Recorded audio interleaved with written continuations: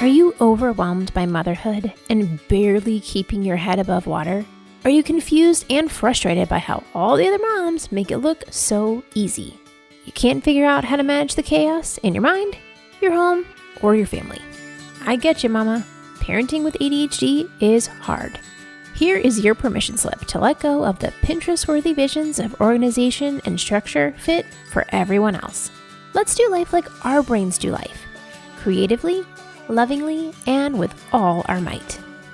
When we embrace who we are and how our brains work, we can figure out how to live our lives successfully and, in turn, lead our families well.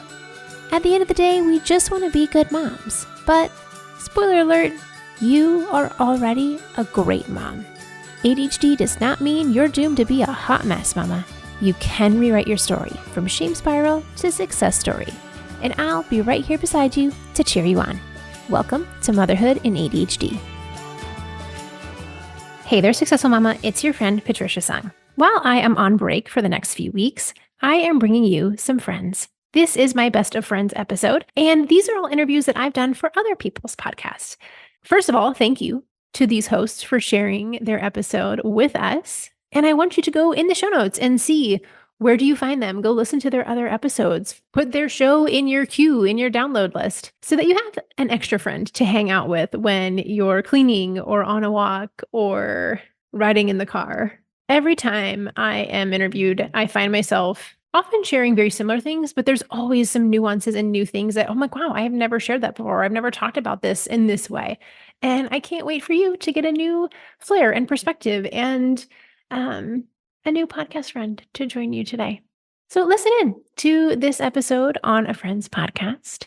Go check them out and enjoy this Best of Friends episode. Meet Jacki Hayes from Here's What I Learned. You have to fail in order to learn, and that's okay. It is not a reflection of you. Welcome to Here's What I Learned. I'm your host, Jacki Hayes, system strategist and operations support specialist. My guests and I share the lessons we've learned about making value-based decisions, leading our teams in new ways, and rejecting traditional business advice, and that advice doesn't align with the life we want to live. If you're a solopreneur or small business owner tired of the same old scale for the sake of scaling way of doing business, then you want to stick around and take a listen. So put in those earbuds, get your morning miles started, and enjoy the episode. On today's episode, I'm talking with Patricia Sung. Patricia helps moms with adult ADHD work with their unique brains and get their ish together one step at a time and feel confident running their family life. She hosts Motherhood and ADHD, a top 5 parenting podcast, encouraging mamas with practical strategies and relatable missteps. She's a hobby-hopping, anxious adventurer willing to try almost anything. Take a listen to our episode. I hope you enjoy our conversation. Hi, Patricia. Welcome to Here's What I Learned. We're going to kick things off by asking you, what does it mean to you to do business your way? Well, first of all, thank you, Jacki. I'm so excited to be here. I love talking business. Let's see. The most important thing to me when I do business my way is, how do I make this easier for myself? How do I make this go faster? How do I make it simpler? How do I make it easier for me to get to the goal? Because I really want to get to the goal. How do I do it in an easier way? Especially navigating my own ADHD. If it's not easy, I'm not doing it. Or I'm going to complain a whole lot while I do it, and I don't want either of those. So how do we make this easy? Can you give me an example of something in your business that maybe at the start you did it a way that you were told to do it, or you thought you should do it, and you have found a way to make it easier? Like, is that the entire way of running your business? I'm like, everything. I wish I had known everything when I started. I think one of the biggest changes that I've made is that I now run my business on cycle syncing. And so I, like right now, when we're doing these podcast interviews, like I have multiple interviews set up this week and next week, because I actually would like to talk to people this week and next week. And the week after, I don't want to talk to you. Go away. I don't want to talk to you. So now that I've set up my business in a way that it fits me and how I work best, oh my goodness, like it's just so much easier, because when you don't want to talk to people, you don't, like, not only do I want it to be a really great experience when I have someone on my podcast or when I'm showing up for someone else's podcast. Like, this is sacred space. You're giving me a space to be with your people. Like, I really value that. I don't want to show up on the day where I'm like that's not the kind of experience I want to give. So when I match my business to the way that fits me in a like overall arching view, but like specifically through cycle syncing, like it's just so much easier. And I wish I'd known this as a teenager when I first started getting my period. And I can go on a whole rant about this, about how we expect women to be the same every day of the week and every day of the month when that is not how we were built. But when you lean into what works for you, it is so much easier. It really is. Now, I know that some of the listeners are probably listening to this and they're thinking, there's no way I could set up my business to go with my cycle. Like, my clients want me X, Y, or Z. It doesn't matter to them what my cycle is. How did you start that process?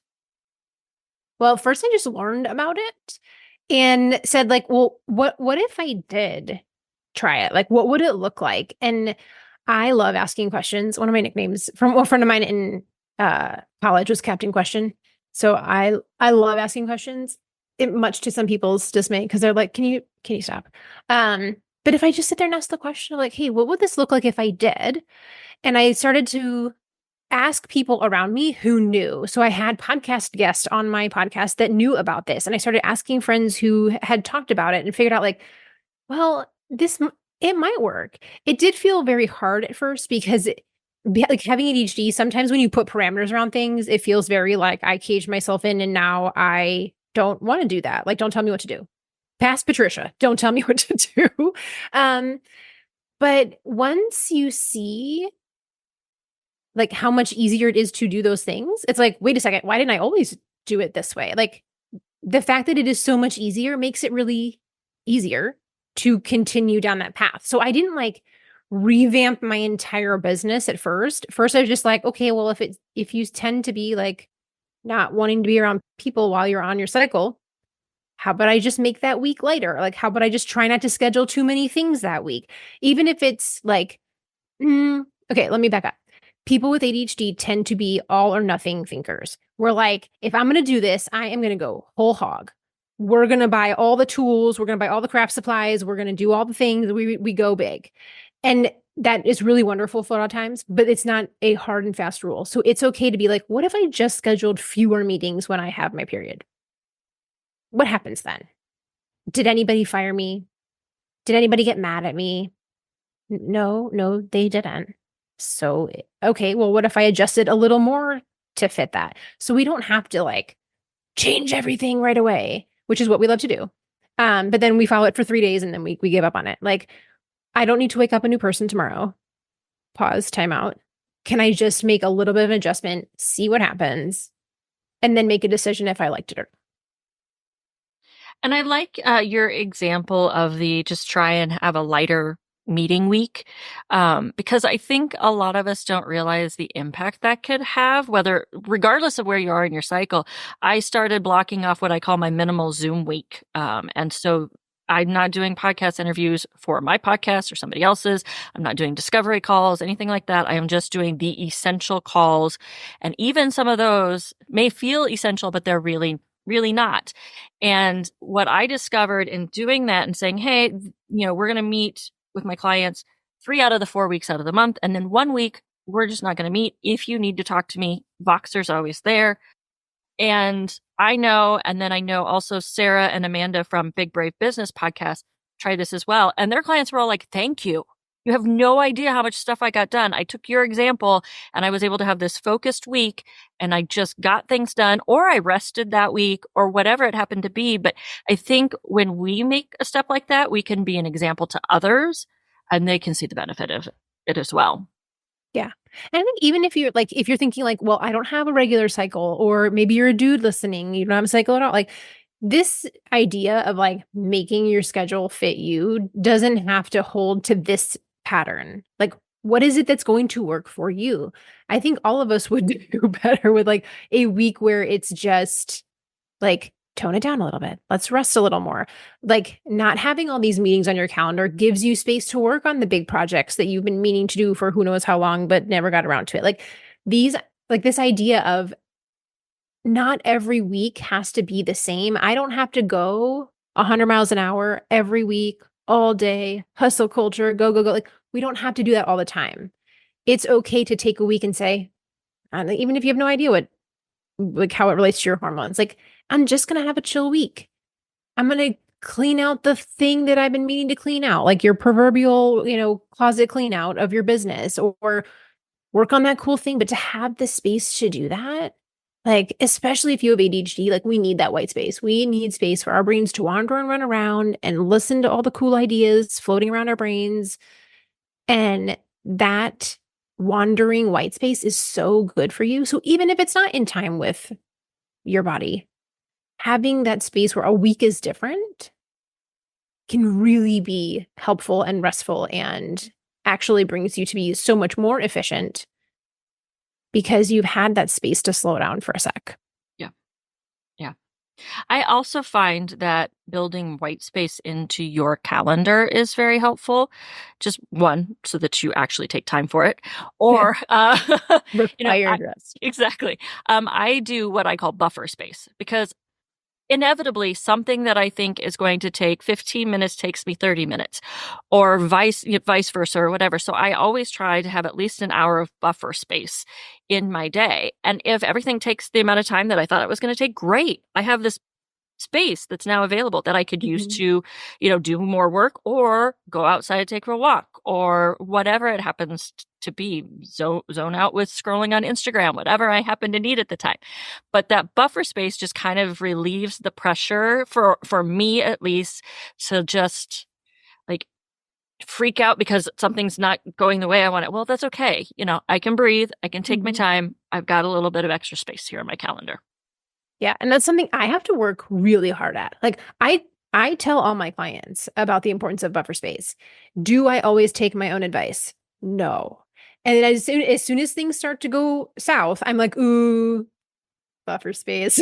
That's like 80% of the time, that is the problem, is that I was working on the like ideal unicorn expectation that this was going to go great and everybody knew what they were doing. My team knew exactly, they read my mind perfectly. They knew exactly what was going to happen. Like that, yes, sometimes we get unicorn days, but most of the time we don't.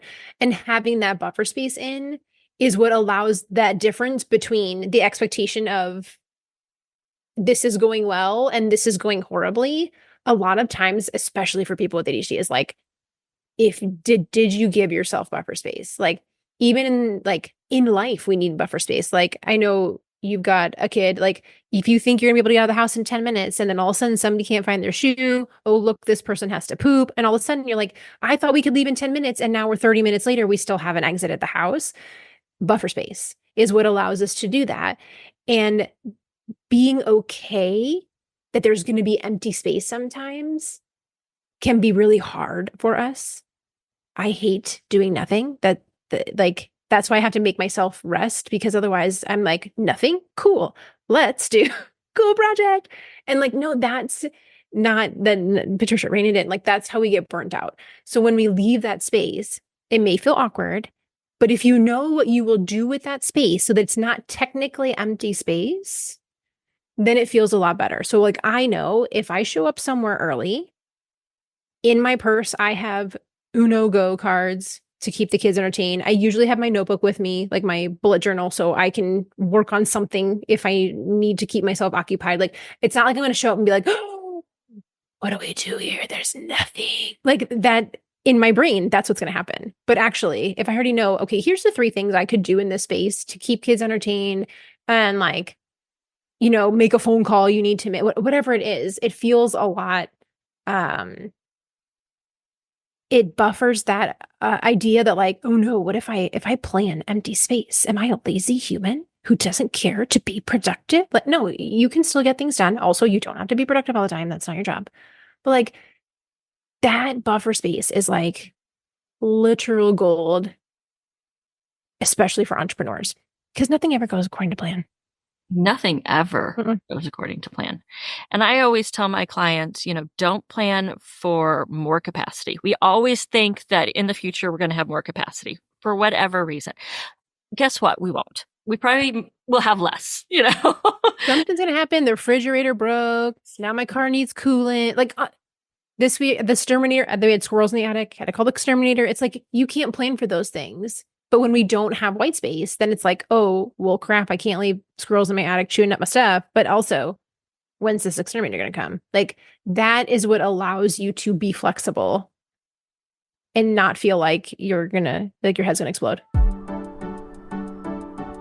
What if there was a way to put together your plan for the week so that you actually wanted to do the planning? You wanted to show up and figure it out. Because now your day is smoother, easier, calmer, it flows. You're not surprised by that field trip or that dentist appointment. You know that it's coming. What if you had support to make the plan so you can actually follow through on it and feel good about yourself? This is the place to be to get your ish together. You are invited to Successful Mama Meetups. It's a twist on productivity and community. It's time set aside to make your weekly plan, followed by hanging out with other moms with ADHD who get you. So you don't need to earn the fun. You're intertwining them in the same event, so you want to show up every week. For just a few dollars a week, you'll have your plan set so that you can accomplish the tasks you need to get done. You know, when you're trying to work on your next business idea or do that fun craft with your kids that's been sitting on the counter for months, you know the answer to the dreaded, "What's for dinner?" You are present in the conversation with your kids after school or at dinner because you aren't a ball of stress. You can take care of you when you have a plan. When you have this, you feel confident, capable, energetic, hopeful, relieved, like you can breathe. So sign up now at patriciasung.com/meetup and welcome to the Successful Mama community. We also have a group where you can connect with other moms because this isn't just about the time that we're together. This is about building your support system. So join us every week. Sign up now at patriciasung.com/meetup. So you've mentioned that you have ADHD, and I'm going to guess that in the corporate world, from every conversation I've had, that having ADHD is a real struggle in corporate world because there is a very set way of doing things on a very set schedule. You show up at this time, your butt stays in a seat, whatever it happens to be. So I imagine starting your own business that allows you to then build something that supports you and the way you work best. What was that, or is that like for you?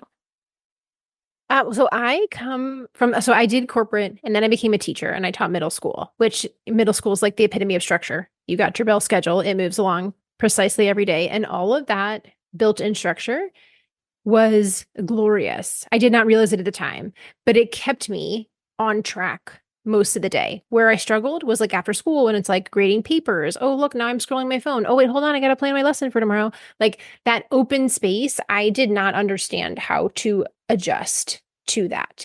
So when it comes to owning your own business, it's the same thing of going from corporate. Is in corporate, people are telling you exactly what to do, how to do it. Like there's so much more structure there for you, which for some of us is really hard to adapt to, especially depending on who picked the rules and who's enforcing the rules. When you start your own business, you then have the freedom to do whatever you want. Also, you have the freedom to do whatever you want, which can be really overwhelming also, because now you're not just in charge of the thing that you're good at, which is why you started the business in the first place. You also now have to have bookkeeping and marketing and emails and all of a sudden you have 47 hats. And some of us are like, cool, give me 47 hats. I'm going to be over here flip-flapping and, and they run with it. And other people are like, whoa, wait. You want me to do like math every day? Like I picked this job because there was no math. Now you need me to do math or I'm in trouble with the IRS. Like having that flexibility is wonderful and also like almost too many choices. So when we enter entrepreneurship, it's not a like get out of like oppression free card. That's not what it is.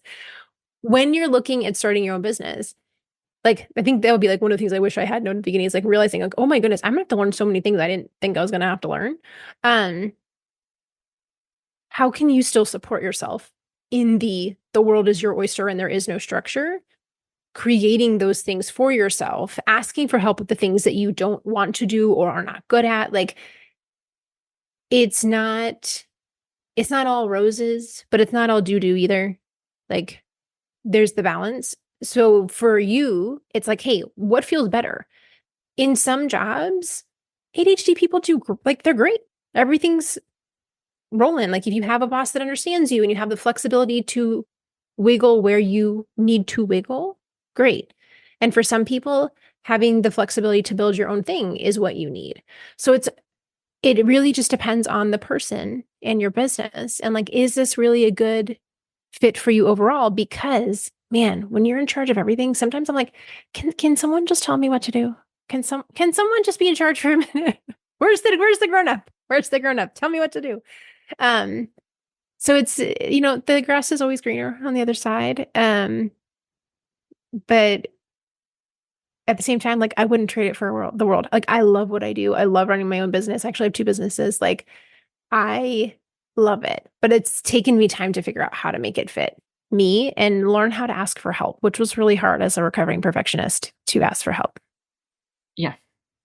It does. It takes a lot of time, and you have to be willing to like experiment and figure out what works for you and be okay with that didn't work very well. But that's not any judgment on me, those type of things. But I think in general, it's just the idea that like everybody, regardless of where you are in the scope of neurodivergent versus typical, and honestly, there is really a typical. So everybody benefits if you can all work the way that works best for you, because some people are night owls and some people are, I'm up at 4 a.m. and I'm done with my day at noon. If we could all just be able to do that, it would just be so much better for life. And honestly, corporate world, hey, you'd have a lot more productivity too. Yeah. And that like ability to be flexible is something, I wish that the whole world could embrace. And I understand like when it comes to corporate and large, when you're trying to move that many people, you have to have structure in place to be able to keep thousands of people moving in the same direction. I get that. But it's like, but what are we valuing more? Are we valuing the following the rules for the sake of following the rules? Or are we valuing, well, if our goal here is to be the most productive and to get the most done and to make all the goals, that you might be able to do in a different way if you gave people more flexibility. But I mean, I digress. That's, yeah. The world is not a perfect place. I wish it was, but there we are. How did you go from corporate to teaching to owning your own business? ADHD. I always thought, like when I was in college, I had a business major, a Spanish minor, and I always thought that I would be at the top of the corporate ladder. I'm the oldest child. I love bossing people around. I thought I was going to be running teams of thousands. And when I was running, not a team of thousands, but I had probably 20 some people on my team at like 21. I made it far quickly. And then I realized like, oh, this isn't really as fulfilling as I thought it was going to be. And I thought that was it. And I realized I really wanted to make a difference. And that's why I moved into teaching, because it felt like, wow, like I'm really making a difference here. And I loved teaching. But then once I had my boys, I realized like, oh, wow, this motherhood deal is legit, man. This is hard. And I could not find much support for having ADHD and being a mom. My oldest is 9. So granted, this is, almost 10 years ago. I'm up at 3 a.m. Googling, like, how do I be a good mom with ADHD? Like, is this even possible? And back then it was like, I found like 3 articles. Like one was on Scary Mommy, just this lady venting about how it's hard. Like there wasn't any like, I'm sure they existed. Like, and now that I'm in like the ADHD space, like I know that there were women out there starting things up. I could not find them on the Google at the time, but like I couldn't find it. I couldn't find what I needed. And now I'm like, well, this is perfect. I literally took my corporate banking sales background and my teaching and my entrepreneurial spirit. Like I had my first business when I was 12. I put that all together and now I get to do all of those things in one. And I didn't realize I was doing it along the way, but like, this is how I can say, like, this is easy for me. I love teaching. I love business. And now I get to take all these things that I love and do them all at the same time. Like, I love talking one-on-one. I love deep conversations. Like, if you meet me, I'm like, oh yeah, how's the weather? And then I'm like, tell me about your deepest, darkest secrets, thoughts, childhood traumas. Let's discuss. Like, if like a big crowd, I'm not your girl. I'm not going to be the life of the party. But like, if you need someone to connect with one-on-one, I'm here for it. And I get to do that with what I'm doing now. And I love it. Now, are there still things that are hard? Yeah. Like, I mean, right now I'm trying to figure out like SEO on my website. And it's like, well, there's a whole new can of worms. I got to open up and figure out what the heck's Google Analytics and all this nonsense. But I also love learning. So I get, two birds, one stone. I get to figure out something helpful for my business. I still get to learn something new. I don't feel like I'm stagnant. And I think that metamorphosis of like seeing where all the pieces came together has allowed me to try new things. And I really thought, something she said earlier of like, when you're in business, you have to keep trying and then you fail and you being okay with that. Like that failure piece, a lot of us with ADHD really struggle with that because we've been told our whole lives all the things that we're not good at and how we're too much, too sensitive, too loud, to fill in the blank, whatever thing you got as a kid. So we have an aversion to criticism and failure and all that. And it's taken me, I would say, I've been doing this particular business. Like I said, I have another business too, but like this particular one where I'm in front of people a lot. It's taken me almost the full 5 years to be okay knowing that like, it's okay that I failed because that is how entrepreneurs make progress. Sitting and thinking and planning this thing does not get me anywhere. I might feel a little more confident, but I didn't move forward. And that action is what actually tells me whether or not it worked.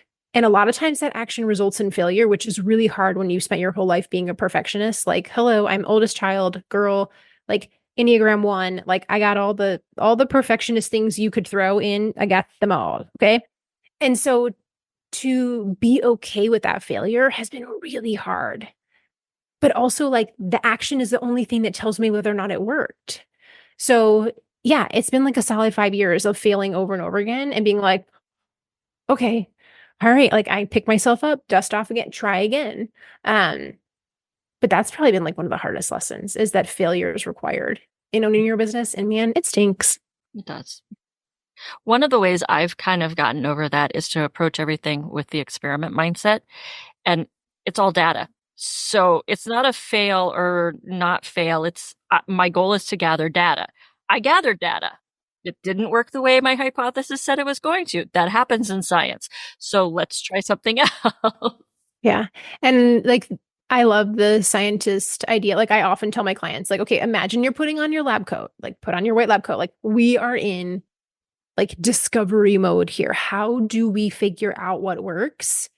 It's also by finding out what didn't work. And that's okay. We don't have to have all the answers on time one. I think a lot of times when we try something out, we're like, this needs to be it. Like if I download this Pinterest chore chart for my kids, like this is the answer to my problems. And then when it doesn't work, we're like, well, the chore charts just don't work for me. It's like, well, maybe that chore chart in particular was built for so-and-so on the internet and it's not built for your family. So how can we modify that to fit you? And yeah, we might do 3 different chore charts and be like, chore charts, not it, man, not it. And that's okay. But we won't know that until we actually made the chore chart. And then our kid was like, I'm doing that. And then you have, you go back to the drawing board. But that okay with failure is like, oh. But when you look at it like a scientist, it feels a lot more doable.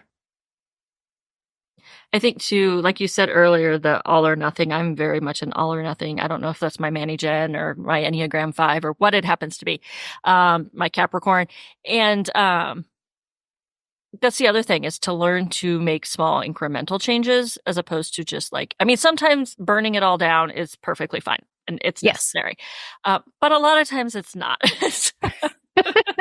Especially if it's like 2 days before your cycle and you're like, burn it down. I hate my life. It's like, okay, you can feel like you're going to burn it down today, but like, let's take a breath and hold the matches till tomorrow. Yeah. Let's see if we still feel that way tomorrow. Yeah, don't burn it down immediately. Like if you have that feeling, it's like, I want to buy something really big. It goes in the shopping cart for like 2 weeks. And then I will decide if I really still want it. Well, the same thing. If I want to burn my business to the ground today, maybe I should give it a couple of days before I actually do it. So. Yes. But I mean, the incremental changes are harder. It's easy to say like, forget it, we're starting over. And like when you are somebody who's more of an innovator and that comes easy to you, it feels easy to pick a new idea and run with it because you're good at ideas. You're going to have 17 more after this if that one didn't work out. But like when we're making those incremental changes, that's actually where we do the most learning. That's where we get the most data. But they don't feel cool and like they're not snazzy and they're not bedazzled. Those incremental changes are like, oh, okay, well, it's just a smidge. Doesn't feel very exciting. But that's actually where we get the most information, which I'm like, like, man, being a grown-up's hard, man. Oh, jeez. Really? That's like every day. So let me ask you, what is one piece of advice that you would give yourself on day one of your business? It would be to put on your failure hat because we're going to mess a lot of things up.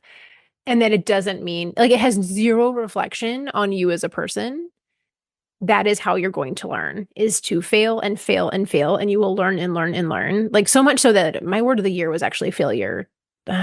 Maybe 3 years ago, 4 years ago, because I was so averse to failure and I just wouldn't step out if I thought it was possible that I might not be able to do it, that I might look stupid. And I didn't realize that I was limiting myself from trying things before I even stepped out.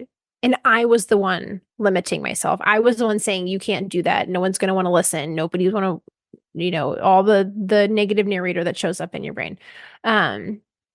So that's what I would tell myself on day one is buckle up, princess. We got some work to do. Like, this is going to be a rough ride. Put on your helmet, the knee pads, the elbow pads, like maybe some bubble wrap. I don't know, but like buckle up. This is not for the faint of heart. But you have to fail in order to learn. And that's okay. It is not a reflection of you. Patricia, where can everybody find you? You can find me everywhere at Motherhood in ADHD. So that's my podcast name. That's my website, motherhoodadhd.com. All my social handles, everything is the same one for simplicity's sake for ADHD. Thanks so much for being here today. Thanks so much for having me. This was a fun conversation. Thank you for listening to another episode of Here's What I Learned. You can find the show notes and transcripts at jackihayes.online/podcast. If you enjoyed this episode, please be sure to leave a review and follow the show. Be sure to find me on Instagram at JackieHayes_OBM and let me know what you learned from this episode. Catch you next time on Here's What I Learned.